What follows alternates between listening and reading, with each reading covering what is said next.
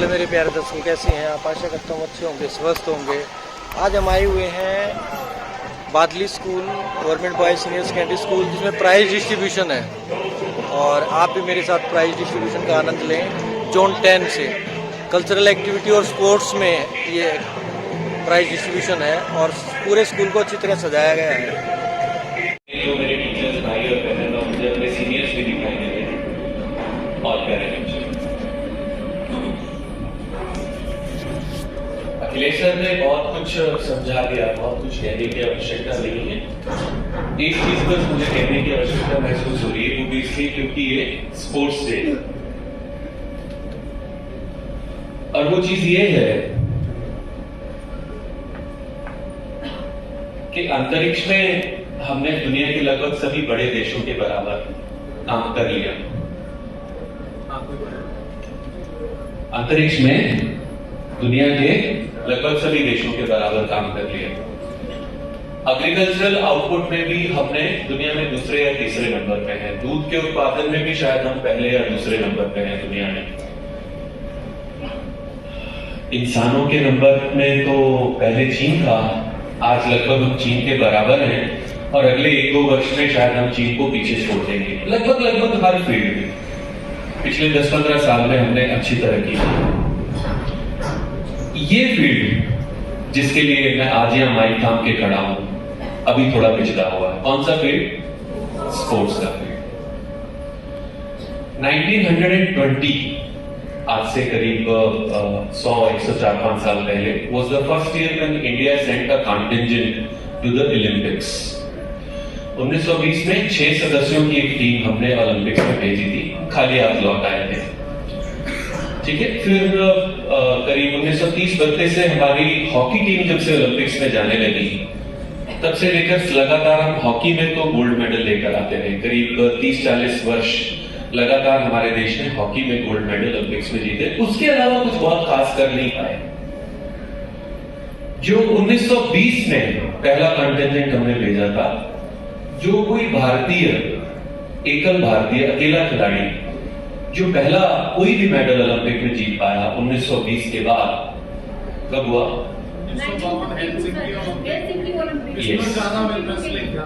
Great. वो 1952, 32 साल बाद हम पहला एक मेडल जीत पाए। That was the first individual bronze medal that India one in the Olympics. 1952 में केडी जाधव करके थे, महाराष्ट्र के जवान, 5 फुट 5 इंच उनकी हाइट थी, छोटी हाइट थी। उनको पॉकेट डायनामो बोलते थे, ऐसा डायनामाइट जिसको जेब में डाला जा सके, क्योंकि दुनिया में ओलंपिक में बहुत लंबे लंबे पहलवान खेलने जाते हैं। ये हमारे केडी जाधव 5 फुट 5 इंच के थे। So he was named Pocket Dynamo।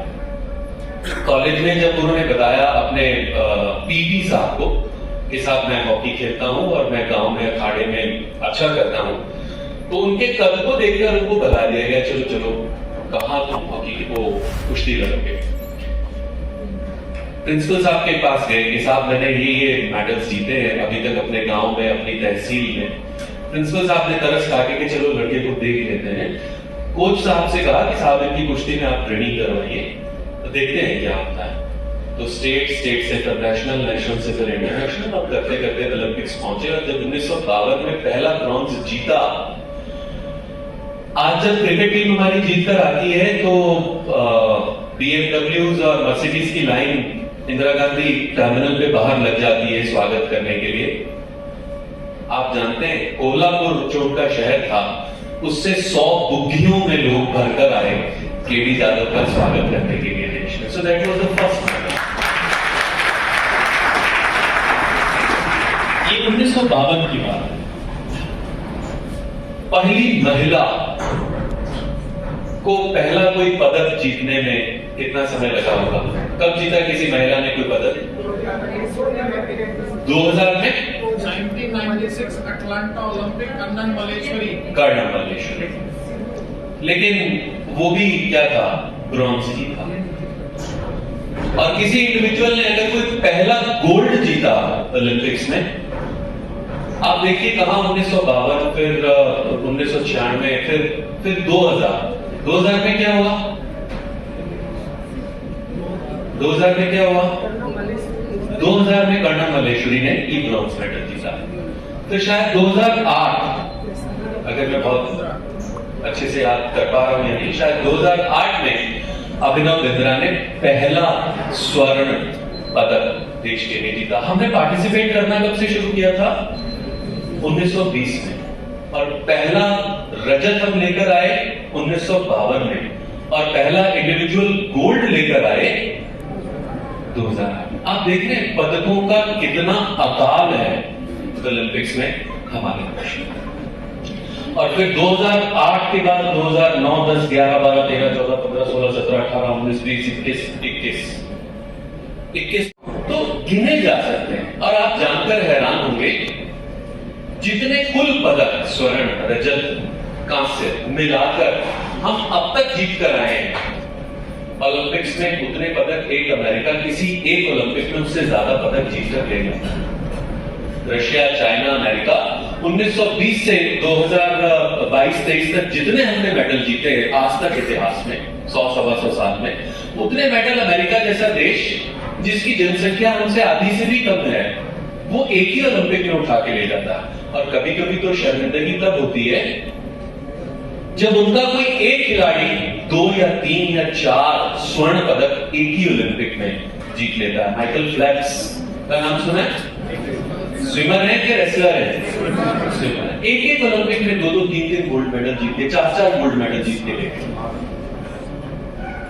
तो अभी यहां पर है निराशा का भाव। जितना जोश अखिलेश जी ने भरा, मैं निराशा का भाव नहीं लाना चाहता, लेकिन इतना जरूर चाहता हूं कि इतने सारे मेडल ये जोनल लेवल पे जाके, डिस्ट्रिक्ट लेवल पे जाके, रीजनल और स्टेट लेवल तक जाते जाते हम सब लगभग थक लेते हैं। जहां से वास्तव में करियर में उड़ान भरनी चाहिए एक स्पोर्ट्स पर्सन को, स्पोर्ट्स पर्सन वहां तक जाते जाते थक लेता है। और जो मेरे पीटीज और मेरे एसपीज भाई बहन मेरे साथ हैं, वो शायद हाँ भरे इस बात पे कि मेरा आधा बच्चा जो रेसलिंग की तैयारी करता है, they end up as bouncers in some bars in Gurugram, end up as bouncers in some restaurants. They are not at fault, we are at fault. मैं और मेरे पीछे हम सब जितने खड़े हैं, ये दोष हमारा है। जितने हमारे बच्चे कुश्ती के लिए छत्रसाल में जाते हैं, उनमें से 1/4 बच्चा गुड़गामा के किसी बार में बाहर छाती चौड़ी करके वो बाउंसर के रूप में खड़ा होता है, क्योंकि उसको करियर हम दे ही नहीं पाते। तो ये जो हमारा फेलियर है एज अ सिस्टम, ये जिम्मेवारी किसकी है? मेरी है, अखिलेश जी की है, बालेश जी की है, हमारे एसपीज की है, और हम सबसे बराबर की रिस्पॉन्सिबिलिटी हमारे पीईटीज की है कि बच्चा इस ट्रॉफी तक ना रुके, ये जोन तक ना रुके, ये डिस्ट्रिक्ट तक ना रुके, क्योंकि स्टेट के बाद तो रिकॉग्निशन का दौर शुरू होता है, अखबार में नाम आना शुरू होता है, लोग आपको पहचानना शुरू होते हैं। और अगर कहीं आप स्टेट से आगे निकल गए, अगर नेशनल तक गलती से पहुंच गए, तो फिर नौकरी तो पक्की है। वो एएसआई की नौकरी हो सकती है, कभी कभी आप नेशनल से कभी एशियाड वगैरह खेला है या राष्ट्रमंडल में खेला है, कभी आपको जीत आए, तो एएसआई से ऊपर एसीपी की नौकरी हो सकती है। और अगर आप कहीं ओलंपिक्स वगैरह में कुछ भी जीता है, मेरे ख्याल से ये जिनका नाम हमने केडी जाधव साहब का लिया, सर शायद एसीपी महाराष्ट्र पुलिस से रिटायर होकर आजकल रिटायर्ड लाइफ जी रहे हैं। अगर आपने ओलंपिक्स में कुछ जीता है, तो आपकी पहली ज्वाइनिंग वो तब है जब इन ट्रॉफियों से आगे का सफर हम तय कर पाए। मगर हमें से ज्यादातर यही कहीं भूलकर खत्म हो जाते हैं, क्योंकि मेरे जैसे लोग, उनको प्रॉपर ट्रेनिंग, जिनकी जिम्मेवारी है, जिनके कंधे पे इस स्पोर्ट्स को आगे लेकर जाना है, हम लोग उनको सही रास्ता नहीं दिखा पाते। बार बार कहता हूं, हर स्पोर्ट्स डे में कहता हूं कि भाई बर्फी, काजू ये अफसरों को नहीं खिलाने के लिए है, ये पैसा बच्चों का है, ये बच्चों को खिलाने के लिए। लेकिन बात वो तब है जब इन ट्रॉफियों से आगे का सफर हम तय कर पाए। मगर हमें से ज्यादातर यही कहीं भूलकर खत्म हो जाते हैं, क्योंकि मेरे जैसे लोग, उनको प्रॉपर ट्रेनिंग, जिनकी जिम्मेवारी है, जिनके कंधे पे इस स्पोर्ट्स को आगे लेकर जाना है, हम लोग उनको सही रास्ता नहीं दिखा पाते। बार बार कहता हूं, हर स्पोर्ट्स डे में कहता हूं कि भाई बर्फी, काजू ये अफसरों को नहीं खिलाने के लिए है, ये पैसा बच्चों का है, ये बच्चों को खिलाने के लिए। लेकिन बार चबाता हूं, खाता नहीं, क्योंकि बार बार अनुरोध करता हूं कि ये अगर किसी को खिलाना है तो ये बच्चे को सबसे ज्यादा जरूरत है। अभी कल परसों एक स्कूल में था, एक बच्चे के ऐसे हाथ रखा था तो उसके जबड़े और ये नाक के चारों तरफ, दोनों तरफ की दोनों हड्डियां मेरे हाथ में। पूछा, मैंने कहा यार खाना घर पे स्वाद मिलता है कि स्कूल में? और जो मैंने सोचा था कि माँ का खाना कितना ही रूखा क्यों ना हो, उसमें अगर माँ ने हाथ लगा दिया तो वो देसी घी बनता है, मगर उस बच्चे ने जवाब दिया सर तो स्कूल में मिड डे मील आता है वो ज्यादा अच्छा। That prompted me to the next question, दूध मिलता है? And then he started thinking sir दूध तो नहीं मिलता, हाँ चाय मिलती। तो जिस शहर में अभी बच्चे इस स्तर पे हैं, जिनके आप चेहरे पे ऐसे हाथ लगाते हैं तो हड्डी हाथ में आती है, वहां गुनाह है साहब। ये काजू खाना, ये पिस्ता खाना, उसको छूना भी गुनाह है। इसलिए मैंने कहा चबाता हूं, क्योंकि बार बार कहने के बाद वही खाने के लिए आगे रखा जाता, खा नहीं पाता। आप सबके सामने फिर दोहरा रहा हूं, अगर ये सब कुछ रखना है तो इन बच्चों के लिए।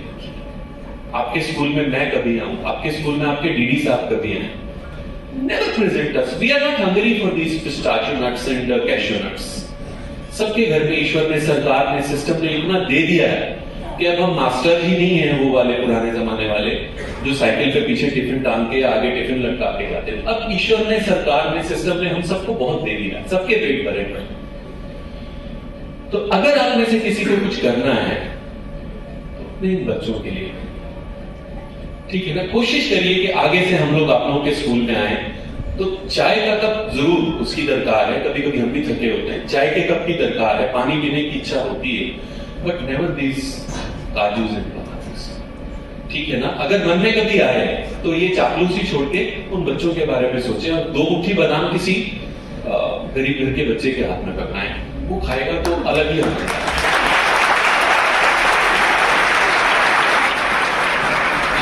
मैंने मना किया था ताबे बजाने के लिए यार।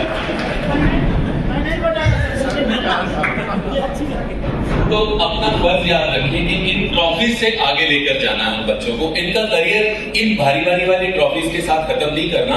इनको करियर में वो कोई छोटे वाला सोने वाला तमगा कहीं ओलंपिक या कहीं एशियाड या कहीं कॉमनवेल्थ तक जब तक ना पहुंचा दें, मेरी और हम सब लोगों की ड्यूटी खत्म नहीं हुई। बहुत बहुत शुक्रिया साहब, बहुत बहुत। ये पार्ट 5 है, 6 भी जरूर देखिए, रोचक है, उसको भी जरूर देखिए।